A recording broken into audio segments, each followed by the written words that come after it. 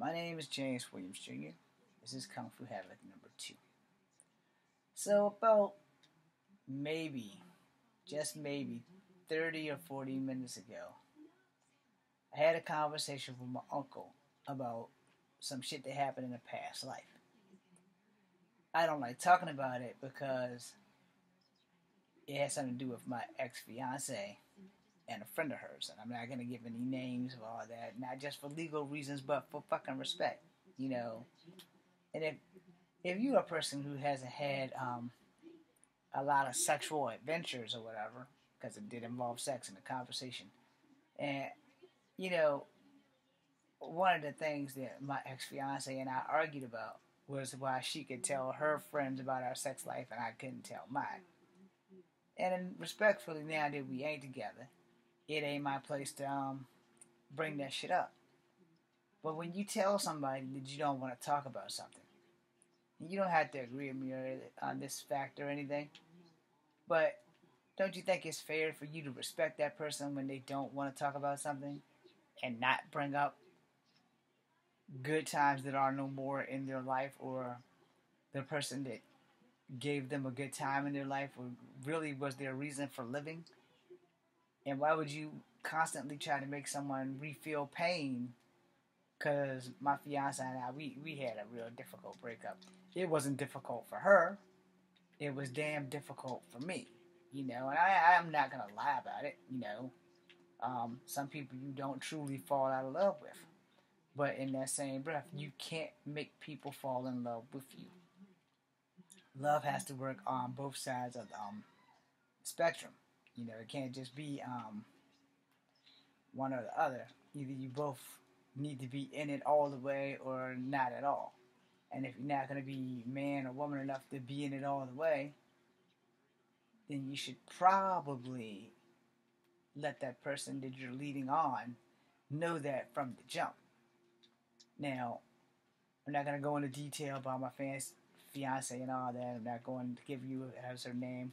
Everybody who locally lives in Charlottesville, Virginia knows me, knows who she is, and the problems that we've had, which basically was never my fault, because you don't hurt people who love you.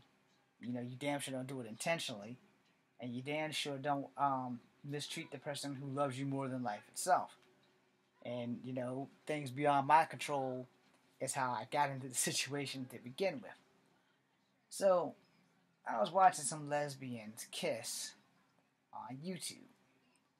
And my crazy ass uncle, who apparently hasn't had as much sexual adventures, I ain't gonna say sexual experience, but sexual adventures, decided that he wanted to keep pushing the envelope of asking me shit that I didn't want to fucking talk about. And, you know, when you are hurt from a bad breakup, you don't want to have to relive it for other people's pleasure. So that should tell you the conversation went south really fucking quickly. And I think that, you know, I'm gonna put the game down for a minute, because it's time for me to get serious. I think there comes a point in your life where when you talk to people and you say stop, that people should respect the stop. In fact, that's what this is called, respecting the stop. Clearly, when someone is in pain from certain issues in their life, the best thing to do is support them, not make them relive the pain, and stop rubbing salt into the goddamn wound. The wound with my fiance and I'll be honest, it has not healed. We've been apart going on 8 years. Next year we'll be apart completely 8 years come July. And, you know, I don't hold any ill will towards her. And I hope that she's happy wherever she is. I'm pretty sure she's not watching this.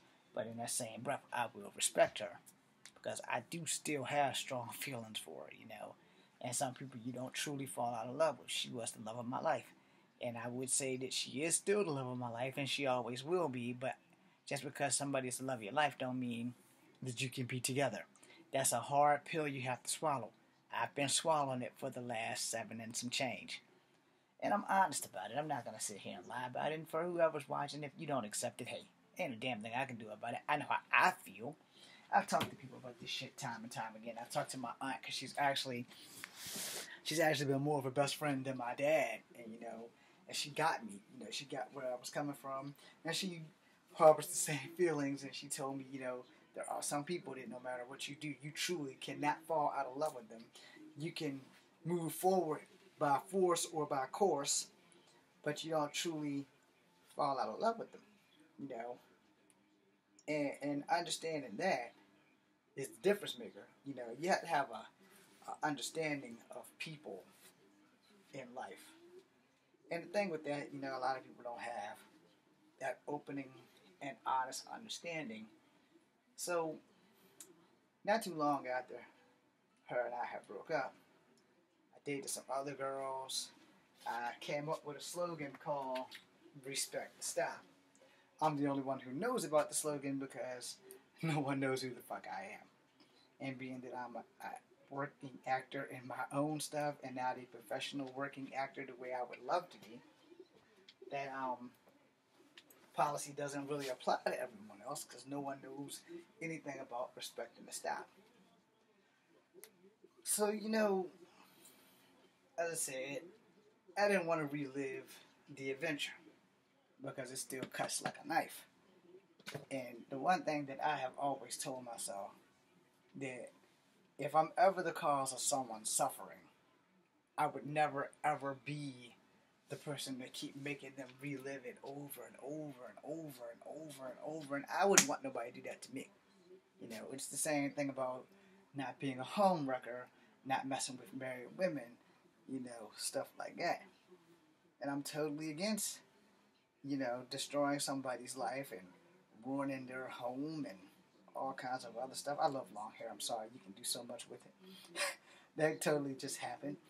But, we got into this conversation. And I told him I didn't want to talk about it. And I asked him to please stop, and he wouldn't stop. So, in my defense, I decided, well, two things can happen.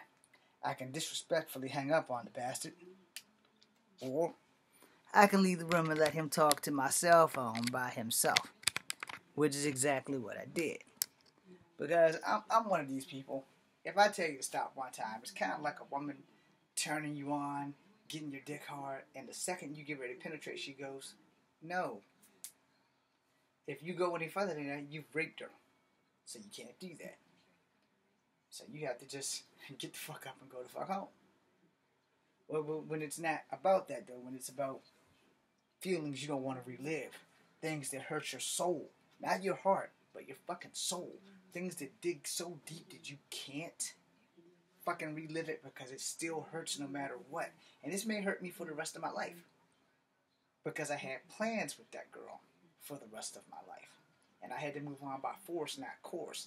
And my uncle not respecting me and my feelings, that kind of hurt my feelings more because, you would think if a person tells you to stop because they don't want to relive the most painful thing in their life for your pleasure, so that you can hear a great story.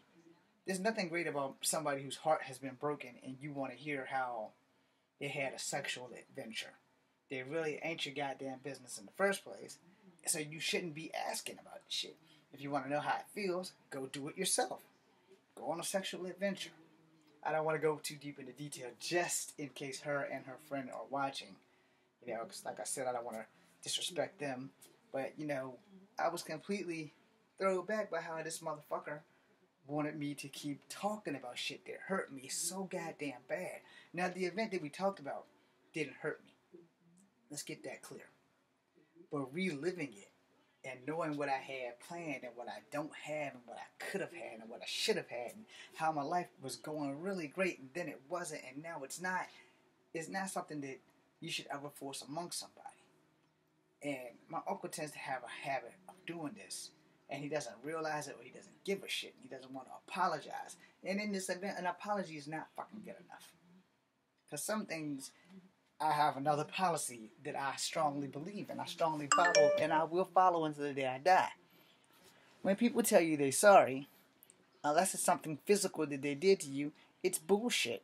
Because all it does is a way for them to make themselves feel better for doing you an injustice.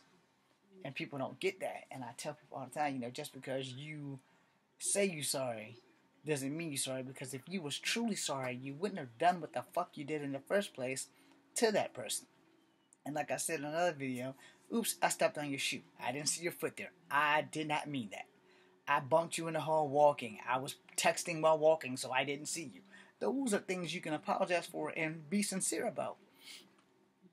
But when your heart is broken and you have to keep reliving shit because it affected you, it didn't affect anyone else, it hurt you on such a deep level, why would anybody on earth force you to relive something that for the time that you had, you were happy, and when it came to an end, even 7 years later, it still cuts like a fucking knife to relive good moments with that person, because your hopes and dreams have all been shattered. And anybody who loves you and knows what you went through would never put you through some shit like that. And I'm trying not to cry because I really want to, but it's just a concept that why would you not respect the stop? So my name is James Williams Jr., and I want you all to know that when people tell you to stop, you need to respect the stop and stop. That goes whether it's a sexual encounter, whether it's trying to make them relive grateful moments in their life that turned out to wind up being the source of their greatest pain. Because I'm going to tell you, there is no pain worse than a fucking broken heart. No pain. No pain on earth worse than a broken heart. Sometimes a broken heart heals. Sometimes it doesn't. And the people whose hearts are broken have to find ways to move forward in life, not by choice, not by course, but generally it's by force, because there are unresolved issues. And I have a lot of unresolved issues with her. The main reason is why. Because I never did anything wrong. I never cheated. I never cussed her out. I never called her out of her name. And more importantly, I never did anything but love and respect her. And I got the short end of the stick. No reason outside of, we're going to go see Twilight, and then relationships are overrated and you can't come see me anymore. And I hope like hell that no one on earth ever feels this way and never carries this with them for as long as they live, the way I have to carry this with me until I breathe my last. And there may be other girls, but there'll never be another one like her. And people don't understand that, and then they want to pass judgment. And I will explain this to the next girl, and the next girl, and the next girl. I can love you. I will love you. I will be loyal. I will be faithful. But you need to know, no matter what, she will always be the love of my life. And you have to accept that if you're going to accept me. And if you can't, then I'm not the man for you. And once you realize that, don't hurt me. Just walk away. But be honest and be fair about this shit. Don't be a fucking liar or a douchebag full of dick tips. And in my personal opinion, I'm gonna respect you. And here's some rules that I'm gonna follow. And if you're gonna be with me, and if you're watching this and you're a girl and you want to be with me or whatever, this is the number one rule right here. This shit right here, it's mine. You don't touch it. You don't have the right to touch it. I don't touch yours. I'm not going through yours because it's not mine. These things destroy relationships. When I had my fiance, guess what? I didn't really have a cell phone. I had a cell phone when we first met, but then Verizon fucked me with a red hot poker and no Vaseline. And so I got rid of it. There was no point in having it. Plus, I stayed with her for 2 years of my life, the best 2 years I've ever had in my life. Not one time. Not one fucking time that I go through her cell phone. Not one time. If she wanted me to see something, she would show it to me. I didn't have a cell phone, so it didn't fucking matter. And if I had a cell phone, I would have left that shit off limits to her too. Because when you troll for trouble, some shit that you might find might not be what it seems. And there's nothing wrong with flirting. There's nothing wrong with spicing up a relationship. There's something wrong with cheating. I'm not a fucking cheater. I'll flirt. I still flirt with girls on Facebook all the fucking time. Got mad pictures. Guess what? It's my phone. I pay the bill. I pay for the phone. It's mine. you have no claim to it. If I'm your husband, same rules apply. Either you're going to trust me or you're not. Because here's the one thing I've learned in my 44 years of life. Cheating can only be prevented by the two people in the relationship. You're either going to cheat and you're going to tell me, or you're not going to cheat. Or you're going to cheat and you're not going to tell me. And here's how I look at this, because I've been cheated on by almost every fucking girlfriend I've ever had. I can't stop you from giving the pussy to somebody else. I only have one fucking rule, because I can't stop you from fucking. Don't put nobody else's baby on me. Don't do that, because that's fucking wrong. I can't stop you from cheating, but I ain't raising another kid that ain't mine. I'm not doing that shit. Because my siblings have had kids, and I've had to be a baby daddy because their baby daddies ain't shit. I'll be damned if a girl I'm with is going to have a baby by another motherfucker and I'm going to raise him. Oh no. Straight the fuck up. So I'm letting you know, anybody, if I'm dating you and you pop up pregnant, oh, you best believe I'm going to be there. And when that baby's born, DNA is going to be done. If them fucking results come back that it's not mine, I'm not going to be there. Period. If there's a ring on your finger and I put it there and that baby's not mine, you can keep the ring. I don't give a fuck about the ring. It's just material. Material comes and goes. My ass is gonna be gone. I ain't coming back. I ain't talking to you. I'm not paying child support. We will be divorced. Everything that you do to get to that point is gonna be your problem afterwards. Now, if the baby is mine and you've cheated and you've been honest, we can work that shit out. Because I'm a very open-minded individual. But I have one rule and only one rule. Because I can't watch you 24 hours a day. I'm not going to waste my time and my life worrying about if you're riding somebody's dick while I'm at work.